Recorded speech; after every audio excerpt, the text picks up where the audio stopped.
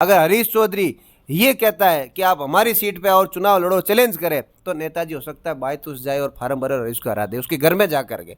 तो वो जो दिव्या को फंसाने का, दिव्या के पिताजी को जो फंसाने का काम कर रहे थे, दिव्या उनकी गोदी में बैठी है और उनकी ही बोली बोल करके हनुमान जी की खिलाफत कर रही है। अगर दिव्या को घुमाने उसको लगता है तो नेताजी हो सकता है उसके गढ़ में जाकर के, उसके घर जाकर। बीजेपी तो केवल और केवल अपने सांसदों और जो पुराने बड़े नेता है ना उनको ठिकाने लगाने की लिस्ट निकाली है, क्योंकि वो सबके जो ये ज्योति मिर्धा है मैडम, ज्योति मिर्धा मैडम केवल और केवल एक बीजेपी के वॉशिंग पाउडर में धुलने के लिए आई है। इनके परिवार का जो बिजनेस चलता है इंडिया बुल्स का, उसके ऊपर हमेशा से ईडी, सीबीआई, सीआईडी की रेड पड़ती रहती है। तो ज्योति मिर्धा जैसे लोग तो केवल और केवल ये चाहते हैं बीजेपी के वॉशिंग पाउडर में चले गए, धुल गए, साफ हो गए। अब नेतागिरी चले नहीं चले, कम से कम धंधा तो चले। अन्य दल जो पार्टी की विचारधारा से मिलान रखते हो, जो भारतीय जनता पार्टी और कांग्रेस को रोकने की विचारधारा से अगर मिलान रखते हैं, जैसे मैंने आपको पूर्व में बताया बसपा या फिर आम आदमी पार्टी या फिर अन्य ट्राइबल पार्टियां, अन्य जो भी छोटी पार्टियां हैं, उसके साथ पार्टी गठबंधन की बातचीत कर रही है, चर्चा कर रही है। अगर सब खिंवसर विधानसभा में जो खिंवसर के वर्तमान प्रधान है, जो आरएलपी से पंचायत समिति जीते थे, उसके बाद वो उन्होंने बगौत कर लिए हैं। और मैक सिंह गुजर है जो भी आरएलपी से पंचायत समिति सदस्य जीते हुए हैं, वो भी बेनीवाल जी से अभी बगौत में हैं। और उप प्रधान हैं, वो जीते तो कांग्रेस से थे लेकिन आरएलपी में थे, अब वो वापस से आरएलपी छोड़ दिए और भारतीय जनता पार्टी में चले गए। और मूंड और प्रधान है रेवंत राम जी डांगा, वो भी आरएलपी से अभी नाराज चल रहे हैं। तो इन ये काफ़ी माने जाने वाले नेता हैं खिंवसर में, इनका वोटों पर अच्छा प्रभाव है। तो इसका आरएलपी पार्टी के ऊपर क्या प्रभाव पड़ेगा खिंवसर में? ईडी द्वारा आरएलपी की महिला मोर्चा की जो प्रदेश अध्यक्ष रही है स्पर्धा चौधरी, उनके आवास पर छापा पड़ा है। लोग बता रहे हैं, सुनने में आया कि उनका पेपर लीक में पूरा हाथ है, पेपर लीक में उनका हाथ है। तो आरएलपी पार्टी से विलोम करती है, तो उनके बारे में आप क्या बताना चाहते हो? इससे तो आरएलपी पार्टी के ऊपर बहुत गलत प्रभाव पड़ेगा। राम राम साहब, अभी मैं हूँ नागौर और मेरे साथ हैं सुरेंद्र जी दोतड़ हैं। इनका राम राम साहब, इनका नाम तो सब लोग जानते हैं, इनका फेस देख के लोग पहचान लेते हैं, क्योंकि नागौर में जब एंटर होते हैं कहीं से भी तो हनुमान जी बेनीवाल के साथ में इनका ही फ़ोटो और इनके ही पोस्टर दिखते हैं पूरे चारों ओर। तो सुरेंद्र जी दोतड़ से आज हम विशेष बातचीत करेंगे राजनीति के बारे में, विधानसभा के चुनाव के बारे में और राजस्थान की राजनीति के बारे में। दोतड़ साहब राम राम साहब। राम राम, और आपका बहुत बहुत धन्यवाद। आपके दर्शकों का भी धन्यवाद मैं यहाँ पर देना चाहूँगा कि आपने हमें इस मीडिया प्लेटफॉर्म पर याद किया, निमंत्रण दिया। और दर्शकों से भी मैं अपील करूँगा कि आपके इस प्लेटफॉर्म पर इस वीडियो को ज़्यादा से ज़्यादा संख्या में शेयर करें और देखें। बिल्कुल दोतड़ साहब आप आरएलपी पार्टी के कट्टर समर्थक हो न, आप आरएलपी के एक मजबूत स्तंभ हो राजस्थान के अंदर भी। आपका जो सत्ता संकल्प यात्रा चली उनमें टॉप 10 में नाम आया था। मंचों पर भी आपने, आपके अच्छे भाषण हैं, जो अच्छे भाषण चल रहे हैं। तो आप आरएलपी पार्टी है जो राजस्थान में इस बार जो विधानसभा के चुनाव लड़ेगी, तो कितनी सीटों पर चुनाव लड़ेगी, क्या समीकरण है? राष्ट्रीय लोकतांत्रिक पार्टी अगर किसी भी दूसरे दल के साथ गठबंधन नहीं करती है तो पूरे 200 सीटों के ऊपर हम लोग अपने कैंडिडेट को लड़ाएंगे। और अगर कुछ ऐसे दल जो बीजेपी और कांग्रेस के सामने रह करके चुनाव की तैयारी कर रहे हैं, जैसे बसपा पार्टी हो गई, एक ट्राइबल पार्टी है या फिर आम आदमी पार्टी है, तो जो दल कांग्रेस बीजेपी से खिलाफ रह करके चुनाव लड़ना चाहते हैं उनके लिए हमारे गठबंधन के रास्ते खुले हैं। उनके साथ चर्चा और वार्ता का दौर जारी है। तो अगर उनके साथ गठबंधन होता है तो सीट शेयरिंग की चर्चा कर ली जाएगी, अन्यथा राष्ट्रीय लोकतांत्रिक पार्टी पूरी 200 सीटों पर अपने उम्मीदवार उतारेगी। गठबंधन की बात की जाए तो आपको क्या लग रहा है, गठबंधन आरएलपी पार्टी किसके साथ कर सकती है या क्या मामला बन सकता है? देखिए, पार्टी बीजेपी कांग्रेस से गठबंधन नहीं करेगी, ये चीज़ एकदम खुली, क्लियर और एकदम तय है। अन्य दल जो पार्टी की विचारधारा से मिलान रखते हो, जो भारतीय जनता पार्टी और कांग्रेस को रोकने की विचारधारा से अगर मिलान रखते हैं, जैसे मैंने आपको पूर्व में बताया बसपा या फिर आम आदमी पार्टी या फिर अन्य ट्राइबल पार्टियां, अन्य जो भी छोटी पार्टियां हैं, उसके साथ पार्टी गठबंधन की बातचीत कर रही है, चर्चा कर रही है। अगर सब सार्थक रहा तो जल्दी आपको कुछ ही दिनों में इसका परिणाम जो है देखने को मिलेगा।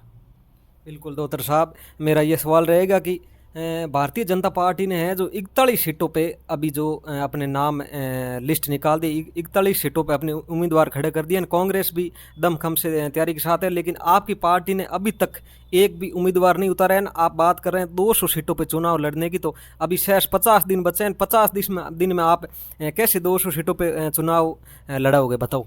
देखिए, वैसे तो 50 दिन नहीं बचे हैं, चुनाव तो 30 तारीख से नामांकन इसका शुरू हो जाता है, तो हमारे पास तो मात्र 20 दिन ही बचे हैं। लेकिन ऐसा नहीं है, बीजेपी पार्टी ने जो 41 नाम उतारे हैं ना, उसमें से केवल बीजेपी ने एक ही सीट जीती थी पूरे चुनाव में, बाकी सारी सीटें बीजेपी हार चुकी है। बीजेपी तो केवल और केवल अपने सांसदों और जो पुराने बड़े नेता है ना, उनको ठिकाने लगाने की लिस्ट निकाली है, क्योंकि वो सबके औकात का मीटर नापने के लिए लिस्ट निकाली है। क्योंकि बीजेपी पार्टी में जितने सांसद हैं वो सब तो मोदी के नाम पे चुनाव जीतते हैं, उनका खुद का क्या जनाधार है? खुद का कोई जनाधार नहीं है किसी भी नेता का।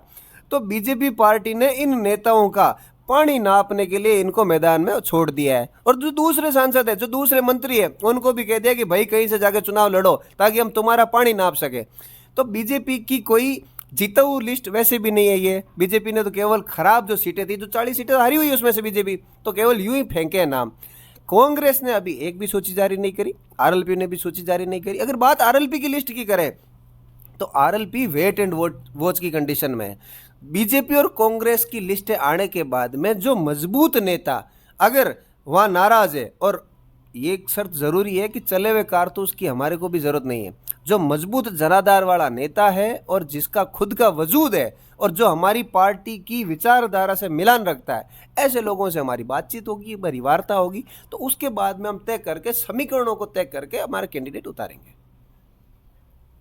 आपके सुप्रीमो साहब है जो खिंवसर से लोग बता रहे हैं कि नारायण जी पिछली बार एमएलए हैं, अभी जिनसे लोग नाराज हैं, सुप्रीमो खिंवसर से चुनाव लड़ेंगे। लोग बाग बता रहे हैं कि और भी दूसरी जगह से भी सुप्रीमो चुनाव लड़ेंगे।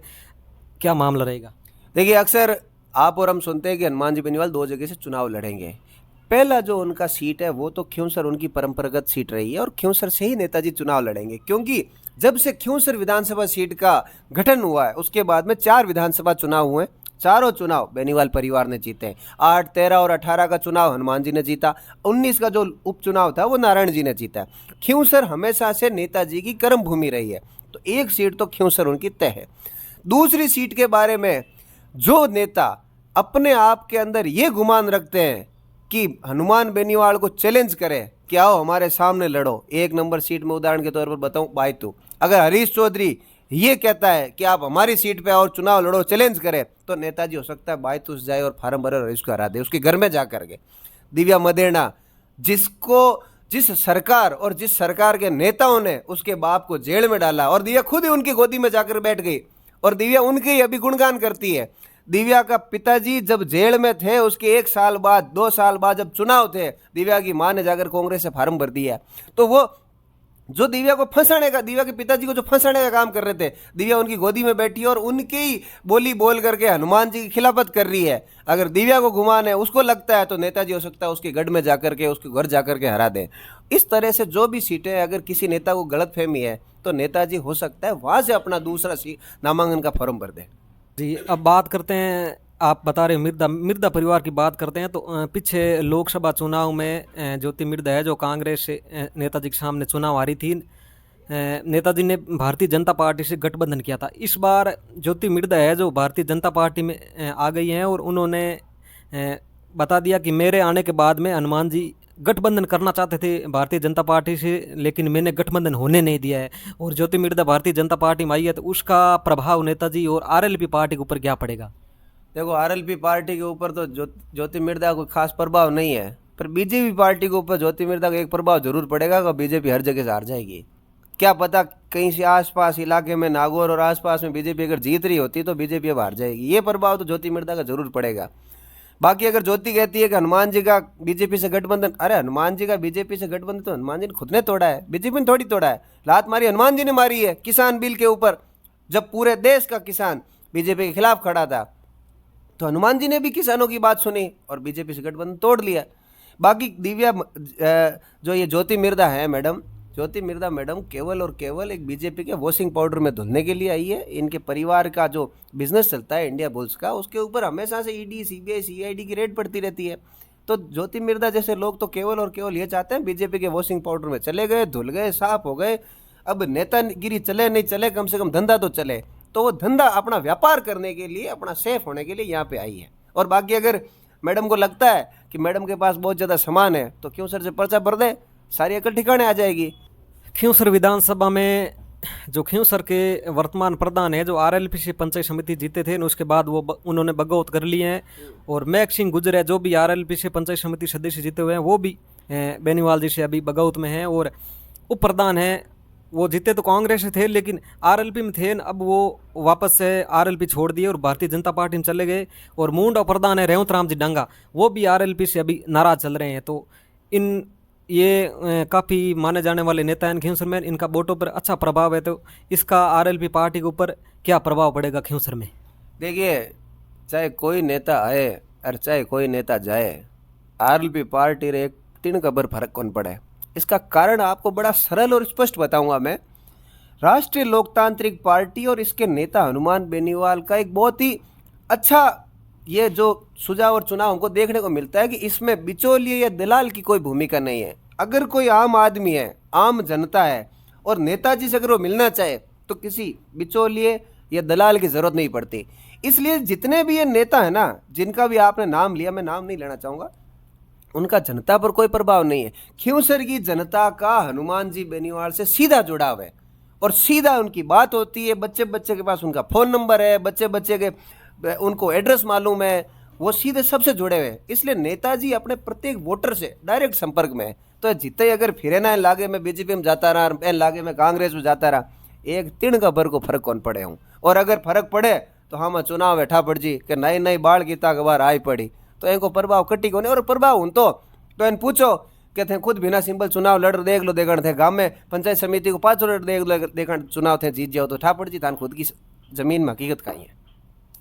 बिल्कुल डॉक्टर साहब, आप नागौर विधानसभा से आते हो, आप नागौर विधानसभा से आरएलपी के प्रमुख दावेदार हो और पीछे आप जो है छात्र राजनीति से हो, मिर्धा कॉलेज के अध्यक्ष भी रहे हुए हो। तो छात्र राजनीति है जो एक कैंप्स की राजनीति है, एक सीमा की राजनीति है, विधानसभा की राजनीति है। जो नागौर विधानसभा लंबी चौड़ी क्षेत्र है और 2 से 2.5 लाख वोटों की राजनीति है। तो उसको जीतने के लिए, 2-2.5 लाख वोटों को लुभाने के लिए, लोगों का आपके प्रति मन बदलने के लिए आपके पास क्या रणनीति है? देखिए, रणनीति मेरे पास बड़ी सरल है। अभी कुल हाल ही के दिनों में राष्ट्रीय लोकतांत्रिक पार्टी ने सदस्यता से सत्ता की ओर एक अभियान चलाया। उस अभियान के तहत मैं पूरे नागौर विधानसभा के 80 गांवों में अलग अलग जगह घूमा। शहर सहित मैंने कुल 85 सभाएं करी। प्रत्येक सभा में 100 से लेकर 500-700 हज़ार लोगों तक की संख्या वहाँ पर इकट्ठी हुई। हर आदमी का एक ही कहना था कि भाई 5 साल इन देखा, 5 साल बिन देखा। और पूरा चुनाव जो नागौर के अंदर लड़ा जाता है, नागौर विधानसभा में हिंदू और मुसलमान धर्म की राजनीति पर लड़ा जाता है। एक आदमी कहते हैं मैं हिंदू हूँ, दो जोड़ो कहते हैं मैं मुसलमान हूँ। हिंदुओं का वोट हिंदुआ ने, मुसलमानों का मुसलमान। अब जको नेता हिंदू मुसलमान की धर्म की राजनीति कर अगर चुनाव जीत्यो है तो वो फिर डेवलपमेंट क्यों कराए, फिर वो विकास क्यों कराए? वो तो कहे भाई मैंने वोट दिया हो थे ताकि गर्ज ने दिया हो थे, तो हिंदू ने जीतने खातर दिया हो थे, तो मुसलमान ने जीतने खातर दिया हो। तो बट वो ने तो पाचो कदी गांव में जावे को नहीं, अरे कदी बात ही कौन पूछे मिन का ने के थे हो केड़ा। वर्तमान विधायक जी है, 5 साल पहले गया, लोग कह अरे नेता हुए केड़ा। मैं गांव में गयो, कह रहे भाई नेताजी है केड़ा जगह मांगा टू वोट लेर जीत पर आर गया। मान पाचा दिखे ही कोनी, मांगे रोड कोनी, मांगे पानी कोनी, मांगे बिजली कोनी, मांगे खेता में काल पड़ गो, पटवारी मांगी बात माने कोनी, मांगा टोल माप कौन हुए, मांगे बिजली का अवैध लोग पर्चा काट रहे जाता रहा। मतलब हर गांव में लंबी चौड़ी समस्या है और सुनने वालों कोई है ही कोनी। तो जनता की एक ही मांग है कि भाई अगर अब कोई सुनने वालों मांग की बात आवे तो मैं थांकी हाथ हो जाऊँ। मुझे गांव वालों ने छोटी छोटी कई समस्याएं बताई। किसी ने कहा हमारे रोडवेज बस नहीं रुकती, किसी ने कहा हमारे टोल लगता है फालतू का, किसी ने कहा हमारी पटवारी नहीं सुनता, किसी ने कहा तहसीलदार नहीं सुनता, किसी ने कहा टीचर लगाना, कोई कहता पढ़ाई नहीं हो रही। तो ये सारी समस्याओं में से लगभग 80% का तो मैं समाधान करवा चुका हूँ। क्यों? क्योंकि बड़ी साधारण काम थे। किसी की ढाणियों में लाइट नहीं आती, कहीं लाइट कटौती होती है, कहीं तार है ही नहीं। और ज़्यादा समस्या थी पानी की पाइपलाइन तो बिछा दी पर पानी खेतों में आता नहीं, गाँव में आता नहीं पीने के लिए पानी। मैंने पानी के विभाग में बात करके पानी की समस्या का भी समाधान करवा दिया। तो गांव के लोग बहुत संतुष्ट और बहुत राजी हो गए। हनुमान जी बेनीवाल ने इन सब में बहुत ज़्यादा मदद करी, प्रत्येक अधिकारी को कहा कि आप इनकी मदद करो, नागौर के अंदर काम कराओ। तो लोग अब की बार विकास और डेवलपमेंट को देख करके हमारे साथ होंगे और यही हमारा सबसे अच्छा विज़न रहने वाला है। क्योंकि नागौर में कभी विकास नाम की चीज़ पैदा ही नहीं हुई। विकास की तो भ्रूण हत्या हो गई नागौर के अंदर। नागौर में 2 पुलिया बने शहर के अंदर, बने कहाँ साहब, खाली शुरू हुए। ये बीजेपी के नेता वहाँ पर फीता काट के तो चले गए, बाद में कभी वापस आकर इन्होंने पूछा तक नहीं कि भाई तुम्हारे पुलिया क्या स्थिति है। पुलिया अड़ंगा छोड़ के चले गए। नागौर के सांसद हनुमान जी बेनीवाल सत्ता से खिलाफ है, इसके बावजूद 2 4 लाइन नागौर के अंदर लेके आए, बहुत बड़ी परियोजनाएं लेकर के आए। तो ये नागौर में कभी दूसरे नेताओं ने डेवलपमेंट की सोची नहीं। भाई आप समझो, कोई बात एम्स बनेगा साहब जोधपुर में बनेगा, कोई यूनिवर्सिटी बनेगी जयपुर में बनेगी, क्यों भाई नागौर सेंटर में है ना, हम उम्मीद नहीं रखते क्या? पर यहाँ के नेताओं ने कभी मांग ही नहीं रखी, तो जनता करे क्या? जनता अब की बार डेवलपमेंट कराने वाले आदमी को सहयोग करेगी और इसी को लेकर हम मैदान में उतरेंगे। अभी है जो हाल ही में ईडी द्वारा आरएलपी की महिला मोर्चा की जो प्रदेश अध्यक्ष रही है स्पर्धा चौधरी, उनके आवास पर छापा पड़ा है। लोग बता रहे हैं, सुनने में आया कि उनका पेपर लीक में पूरा हाथ है, पेपर लीक में उनका हाथ है, तो आरएलपी पार्टी से विलोम करती है। तो उनके बारे में आप क्या बताना चाहते हो? इससे तो आरएलपी पार्टी के ऊपर बहुत गलत प्रभाव पड़ेगा। देखिए, आरएलपी पार्टी ने कभी भी अपने साथ किसी भी अपराधी, भू माफिया, जमीन माफिया या पेपर माफिया, किसी भी प्रकार के अपराधी को अपने साथ कभी भी संरक्षण नहीं दिया है। अगर इसका स्पर्धा का कोई पुराना बैकग्राउंड अगर खराब रहा है और उसने कोई छुपे चोरी करी है, पहली बात तो पार्टी उसका कतई समर्थन नहीं करती। और करीब करीब 4 से 6 महीने पहले राष्ट्रीय लोकतांत्रिक पार्टी ने अपनी पूरी कार्यकारिणी भंग कर दी। स्पर्धा चौधरी को भी उसी समय कार्यकारिणी से हटा दिया गया। स्पर्धा अभी पार्टी कोई सदस्य नहीं है। पिछले 6 महीने से आपने स्पर्धा चौधरी को किसी भी कार्यक्रम में नेताजी के साथ नहीं देखा होगा। पार्टी ने 6 से 7 या करीब 10 की संख्या में बजरी माफिया के खिलाफ रैलियां करी। सत्ता संकल्प यात्रा की अभी चल रहा है हमारा, सदस्यता अभियान में भी कभी स्पर्धा नहीं दिखी और किसी भी आयोजन में, क्योंकि नेताजी को कहीं ना कहीं हो सकता है इस बात की कोई सूचना मिली हो, इसलिए स्पर्धा को हमने पहले ही बार का रास्ता दिखा दिया। अब स्पर्धा हमारे साथ नहीं है। और अगर कोई आपराधिक पृष्ठभूमि का आदमी है तो आरएलपी कभी आपराधिक पृष्ठभूमि की मदद नहीं करती है, चाहे वो उनके परिवार के सदस्य क्यों ना हो। तो वो आपराधिक पृष्ठभूमि के लोगों के आरएलपी कतई साथ नहीं है। बिल्कुल, बहुत बहुत धन्यवाद डॉक्टर साहब, आपने अपने विचार मेरे चैनल पे रखे और लोग आपके विचार देखेंगे। और जो भी दर्शक मेरे चैनल को देख रहे हैं वो मेरे वीडियो को आगे शेयर ज़रूर करना, मेरे पेज को फॉलो करना और आगे और वीडियो के साथ आपको फिर मिलेंगे। धन्यवाद। राम राम साहब। राम राम साहब। राम राम साहब।